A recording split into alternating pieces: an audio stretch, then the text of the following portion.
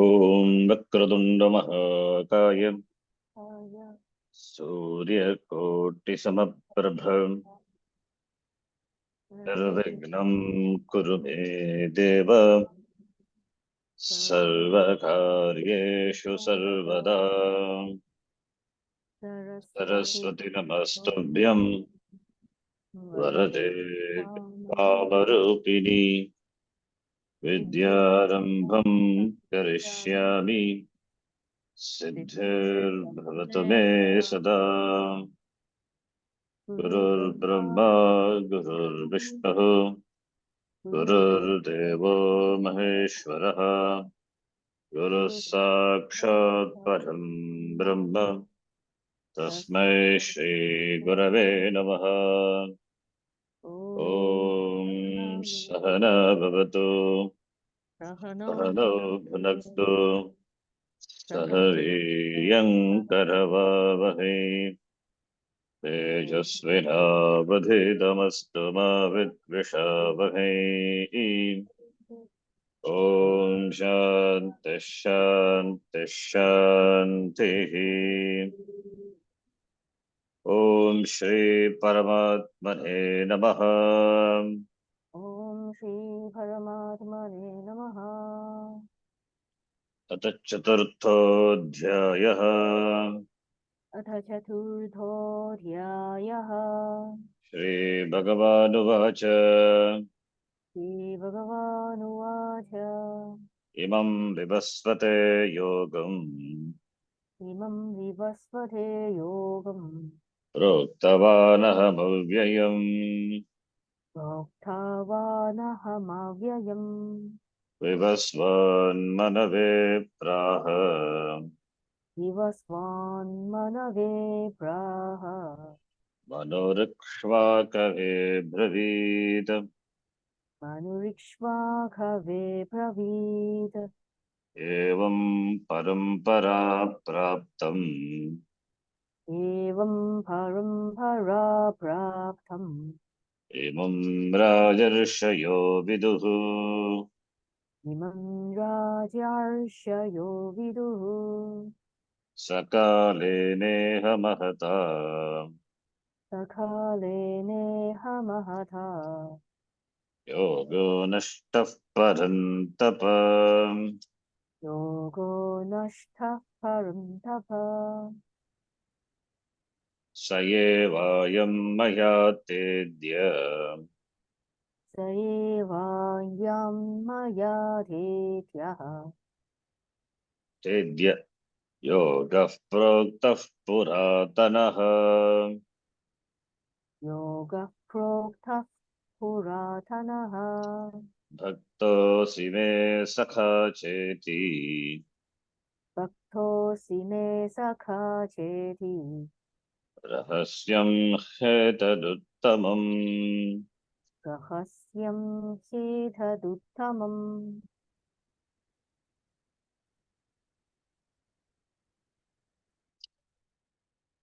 Third shloka we are seeing, having presented the Sampradaya in order to glorify the teaching and saying that this yoga, this ancient yoga, Puratanam, Avyayam, this yogam, today I teach you because Bhaktosime Sakacheti, you are my Bhakta and you are my friend. And Shishya also. Shishya. Bhaktaha Shishya. And it is Ragasyam. Uttamam Ragasyam. It's a great secret. So this we are reading. Let us continue. The vision of the Veda is that you are Param Brahma and you are the cause of the whole creation. You are not a created being. Being all of this is also said in the Gita. Therefore, Gita is said to be the essence of the Veda. Gaining this knowledge is the sole destiny of human life. Until one has this knowledge, one is bound to live a life of samsara, which is characterized by pleasure and pain, joy and sorrow, birth and death. So that which is a tatparyam of the Veda is a tatparyam of the Gita. Therefore, Gita also said to be the Veda. Mahabharata is said to be in fact the Veda, Panchamo Veda. Mahabharata not only Gita, there are other topics, other texts are there. Like Gita is a small text in the Mahabharata, similarly other. So that's why Mahabharata is called Panchamo Veda, fifth Veda. So in that Mahabharata only this Gita also it is there. So which contains the teaching of the Vedanta, in fact Veda, because it talks about both karma as well as jnana. Therefore, it is said to be the quintessence of the entire Veda, essence of the Veda is condensed in this 18 chapters. In that second chapter condenses the entire teaching of the Gita, which covers both the topic karma yoga as well as jnana yoga. So the Veda, true to its vision, gives you a twofold way, marga, to accomplish this destination, the goal, that is moksha. The goal being moksha, twofold, two committed lifestyles are shown by the Veda, not twofold path, not two different means to attain the goal. Twofold lifestyles are shown by the Veda. The means is only jnana, whatever may be the lifestyle. The means is only jnana. The destination is gaining the knowledge of the self, being Brahma, in knowledge that is unlike any other knowledge. All knowledge requires a certain preparedness.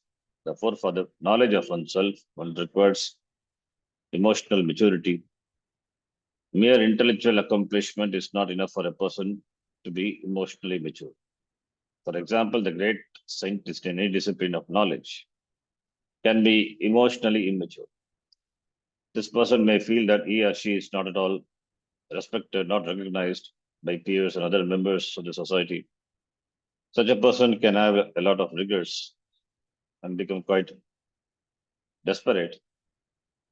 On the other hand, one may be mature and may not be intellectually accomplished. When one who is able to live with oneself happily, relatively happily, and when one is naturally contemplative, one's maturity has gained a certain completeness.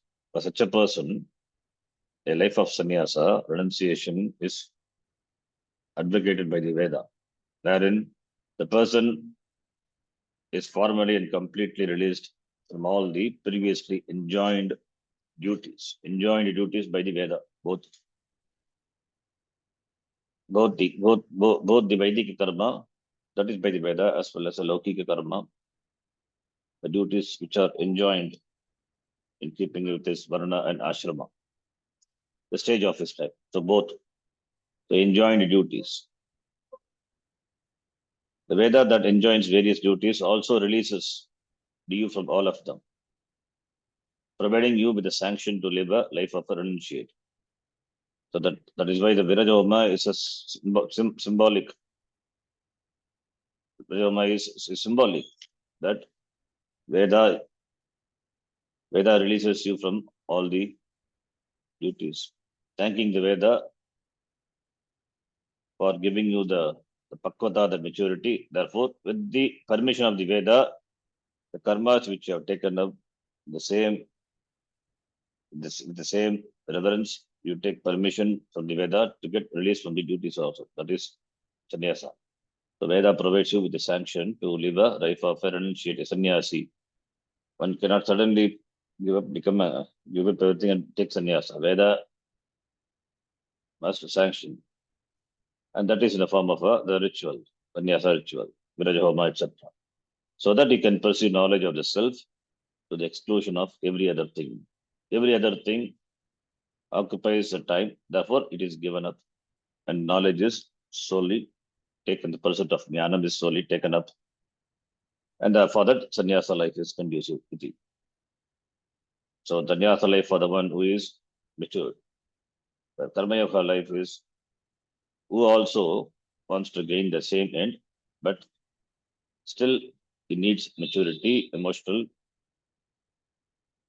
maturity,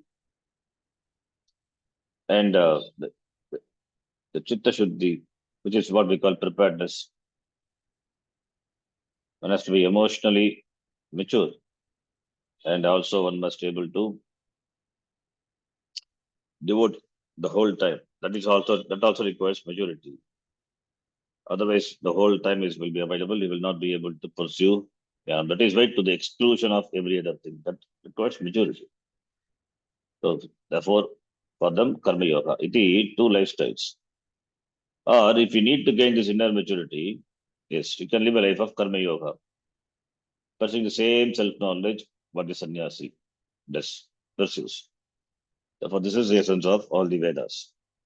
Therefore, the word yoga is used in the Gita, which refers to both jnana yoga for a sannyasi and karma yoga for one who is not a sannyasi. So, therefore, karma yoga it covers the other three ashrama. Karma yoga for the other three ashrama and jnana yoga for the sannyasa ashrama. The one who is in the sannyasa ashrama. For the one who moves in the chaturtha ashrama, sannyasa ashrama. Karma yoga for the other people, for the people who are in the other ashramas. The three ashrama, brahmacharya, grasta, vanaprastha. So anyone can be karma yogi, where sannyasi is jnani, because he pursues jnana. So provisionally it's called a jnani. The means, the end is jnana, therefore jnani, becomes a jnani. So both of these include the pursuit of self-knowledge. Both pursue only the same thing, therefore the end is same. The means are, the lifestyles are different. The end is same, the means also, jnanam, that is also same, only the lifestyles are different. Although this knowledge remains in the royal families, with the kings, Kshatriya, Parampara, and with the sages, Rishi Parampara, the people do not necessarily receive it. This point is addressed by Shankaracharya in his introduction to the shloka.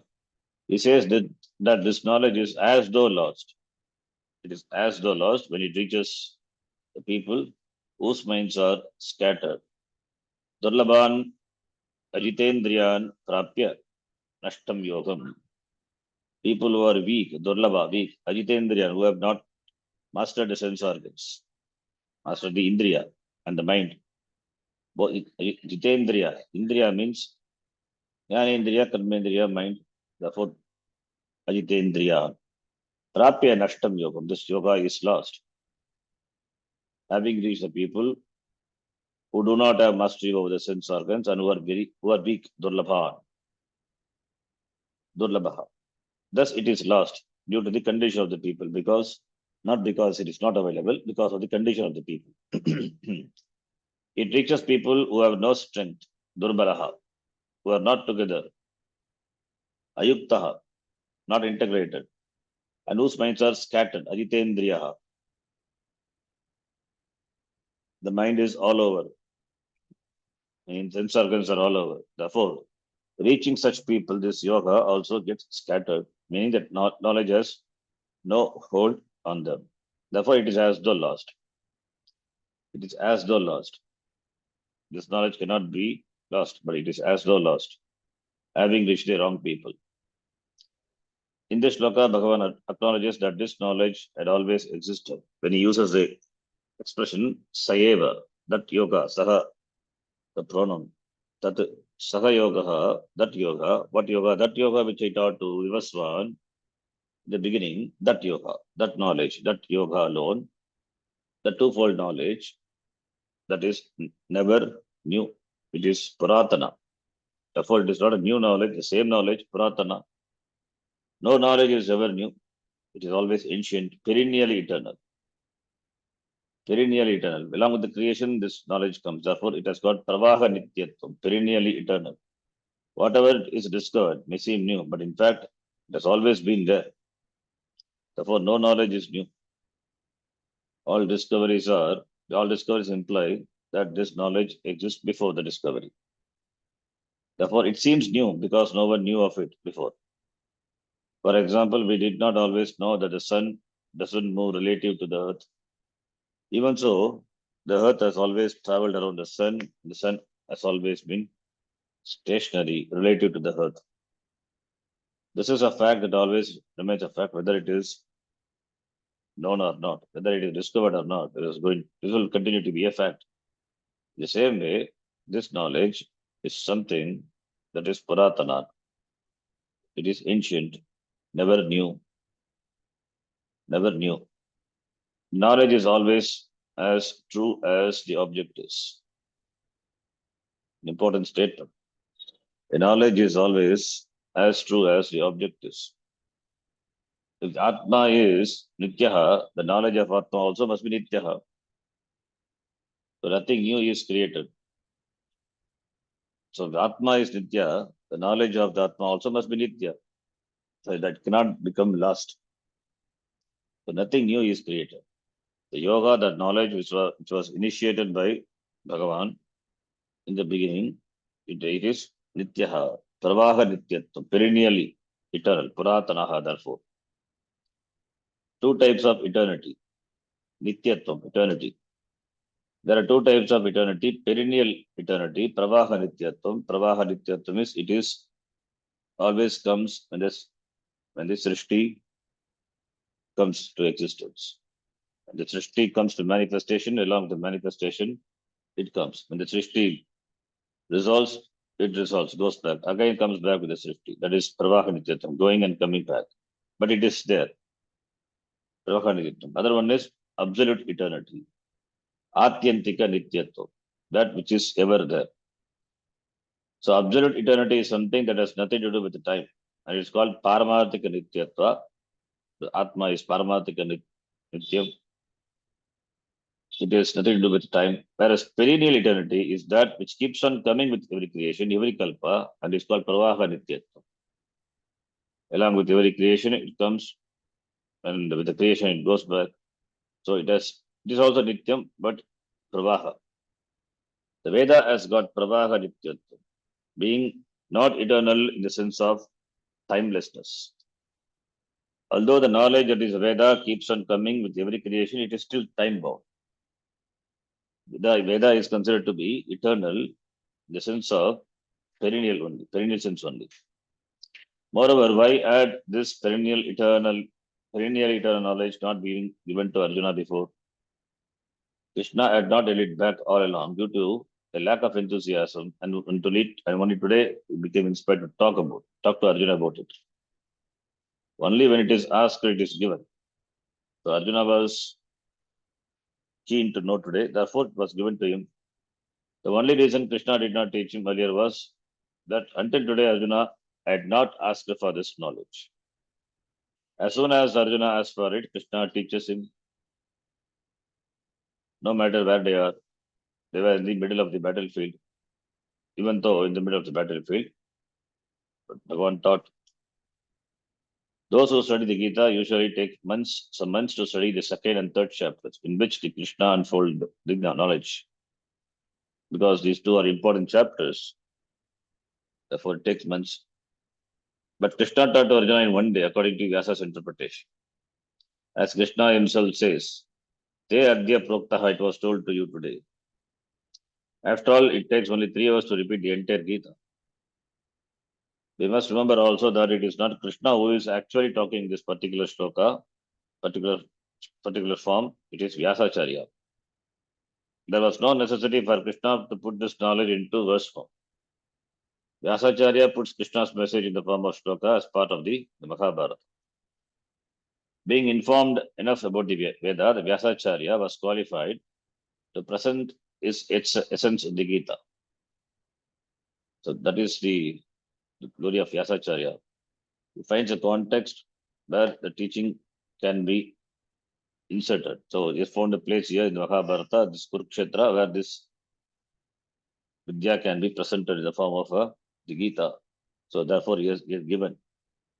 presented the Gita, essence of the Gita, Shastram in the form of the dialogue here. Being informed enough about the Veda, therefore Vyasacharya was qualified. He only compiled the entire Veda, therefore he is qualified. He knows the entire Veda, all the four Vedas. Therefore, he was qualified to present its essence in the form of the Gita, the Mahabharata. He did not need to have Krishna say anything. If Krishna were not there, we would still read Vyasa's Gita as if just as we read his Brahma Sutras.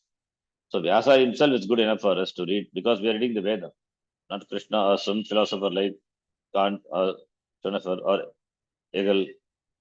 There is no Krishna philosophy. There is only Veda.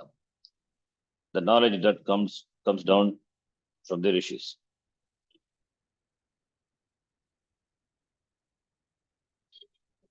So, therefore, it is not Krishna's philosophy, it is the teaching of the Veda. Schopenhauer, okay. I think I did something, read it wrongly. Kant, Hegel, or Schopenhauer.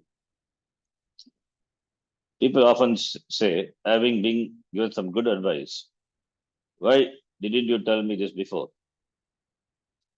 Why didn't you tell me this before? Time has to come. Then only it is given. Then only when it is asked, it is given.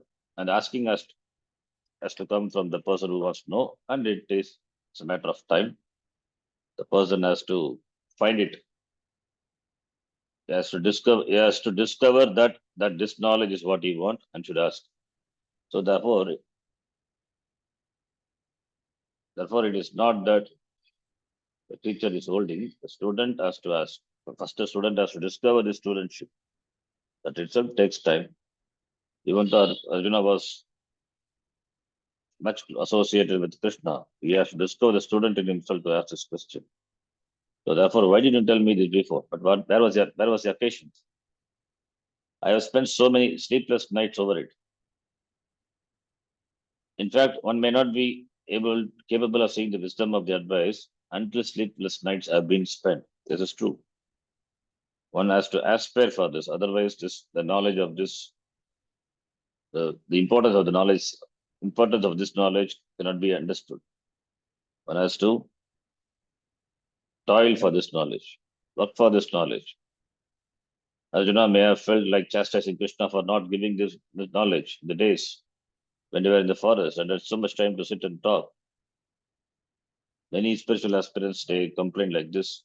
This is what I want. Why it was not told before? It was not asked. Therefore, it was not told. And also, one has to come to the point asking help. Till then, it is not told. Otherwise, if it is given without being asked, it will not be valued. Not be valued also. The recipient, we call it something the patram. The patram has to be ready.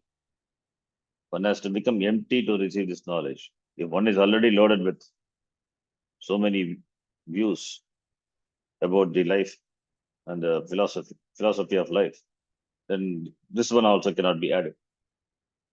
Therefore, instead, they were on the battlefield, caught between the two forces, and surrounded by all the noise, dust, and confusion of war horses, chariots, elephants, infantry, conches, drums, and orders being billowed everywhere.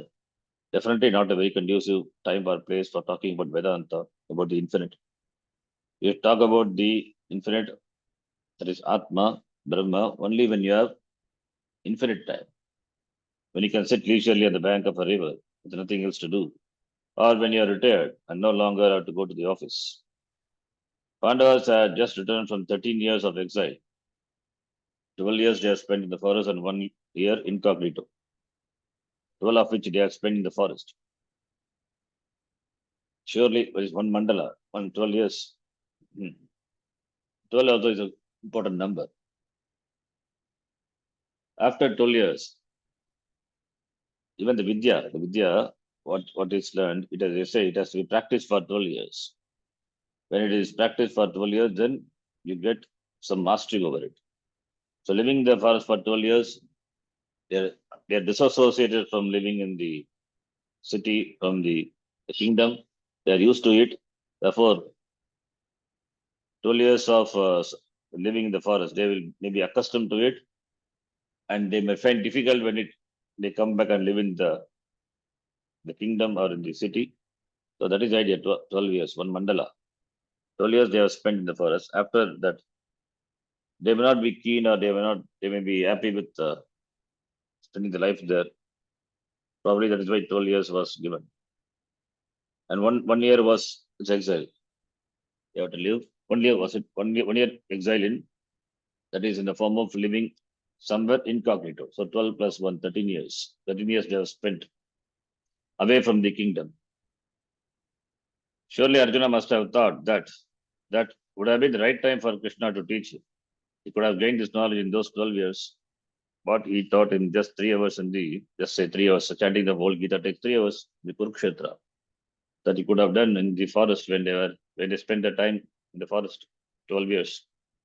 12 years is a good period of time for any knowledge to take place. Yes, sufficient time. Even Jupiter is that Guru, Jupiter, Navagraha, the Graha, the planet. Among the Navagraha, the Guru, the Jupiter, whose influence is said to be more important in gaining this knowledge. Guru, the Graha, has to favor you. It takes 12 years to come back to a given house in the zodiac. So take 12 years to complete one round in the one round in the horoscope. Takes 12 years to come back to the house. From where it started, come back to his house, it takes 12 years. So it is said that in order to master any discipline of knowledge, any discipline, whether it is academic or even this spiritual adhyatmika, you must stay with it 12 years continuously. They say even in Vedanta also, once you have decided to study Vedanta, that to Advaita Vedanta, under a teacher, then you have to spend 12 years. In between, one should not shift to Visishta Advaita or other Dvaita philosophy. That also I will study in between. Then this knowledge cannot happen. One has to stay with the knowledge, stay with this to the exclusion of other knowledge, other relative knowledge for 12 years. So Arjuna had just such a period of time handed out to him on a platter. He had a God-sent banishment. That was when Krishna should have said to him, please sit down and listen to me. I have something to tell you. Ashochan and Vashochastum, Pragyavadam Shabhashase. You grieve for those who should not be grieved for. Ashochan and Vashochastum, and so on. Self-knowledge is the greatest secret. Why it is called greatest secrets? Uttamam Ragasyam. In response to Arjuna's unspoken question about why Krishna did not teach him when the surroundings were more conducive, Arjuna did not ask. It is a question which is not asked, it is assumed. Then for that, why Krishna did not teach him when the surroundings were more conducive than in the forest? Krishna says in this shloka that this particular knowledge is a secret, it's a ragasya, and it is not an ordinary secret. The word Upanishad also has a meaning of secret. Upanishad. Upanayanam also is a ceremony, a sacred thread ceremony, in which the Upadesha or the Gayatri mantra is given secretly. The father tells the mantra in the ear of the son, not openly. They cover the heads of both the father and the son, and the father utter this mantra into the ears of the son. It's secret. So therefore, this knowledge also, Upanishad also meaning secret. Self-knowledge being about the ultimate secret among all secrets. Uttamam Ragasya. It is a secret of all the secrets. Even if you share it with someone 100 times, that person still may ask this question, what is that Atma? Therefore, it is secret, not easy to comprehend. Therefore, it remains a secret if the person is not prepared. There are two types of secrets. One is a secret that is kept away from you, not because it is something you cannot understand, but it is kept away from your perception, from your ears and eyes. You're kept away from coming to know of it by something other than yourself. That is the secret, Lokika. The world we have the such secret. We don't want other person to know this. So that is a secret. The other type of secret is seen by you. It is available to be known by you, but still you don't understand. So therefore, it remains a secret. It remains Ragasya. Vedanta Ragasya is both. It is both. For want of Vedanta, the truth of yourself remains a secret. But then, even then, Vedanta is available. When Vedanta is available, it remains a secret for want of preparedness on the part of the listener. So the truth remains secret for want of this knowledge, and this knowledge remains after given also remains secret because the listener is not ready. For want of preparedness, the knowledge remains secret. So in both ways, it is a secret. The reality revealed by Vedanta is not easy to understand by those who are conditioned into thinking that they are useless and limited. A conviction that is often confirmed by everyone around them. If a person who thinks in this way is told that he or she is Satya, Satyam, Jnanam, Anantam, Sarvakaranam, Purnam, and so on, the person will become totally confused. He or she will have a problem, will have a new problem. If I am Satya, then why do I feel so useless? I must be even more useless than I thought. This new problem is also brought about because Atma is not easy to understand. This knowledge, this is one problem. Another problem is this knowledge can be misunderstood as well. That's why it was generally kept away from the majority of the people. Being not prepared, therefore, they will misinterpret the teaching of the Gita, teaching of the Upanishad. Moreover, if it is made available, it is not understood. For example, those who study the Veda and are able to recite it, including the Upanishads, they don't usually understand what they are reciting. They just learn, memorize the entire Veda. For such people, the words revealing the truth are available, but not the knowledge. Words are available, but not the knowledge conveyed by the words. Therefore, it is Ragasya, Uttama Ragasya. There are people who knows all the four Vedas by heart, Chaturvedi. Some people know the three Vedas, Trivedi. Some people two Vedas, Vedi. And of course, everyone, that is, every Brahmana is supposed to know is Veda. In addition to his Veda, he can know other Veda. So there is no choice in not knowing one's Veda. They know the Veda, they know the Upanishad also. They commit to memory, but not the meaning of the words of the Upanishad. Therefore, it remains a secret. Thus, either due to its non-availability, therefore it remains secret, or due to non-understand. So in both ways, the knowledge remains a secret, Uttamam Ragasya. And this knowledge should be given only to one who wants to know. Na prishtaha kasachit bruyat. In Arjuna's case, the knowledge was not given to him because Krishna knew that Arjuna was not interested in it before. Even if he had taught him, the knowledge would not have meant anything to Arjuna. Such knowledge should be only given to someone who wants to know. Okay. I think we'll stop here. The knowledge should only be given to one who wants to know. We'll continue tomorrow. Om Purnamadah Purnamidam Purnat Purnamudachyate Purnasya Purnamadhaya Purnamevavashishyate Om Shanti Shanti Shanti Harihi Om Shri Gurubhyo Namaha Harihi Om Dhanyavadaha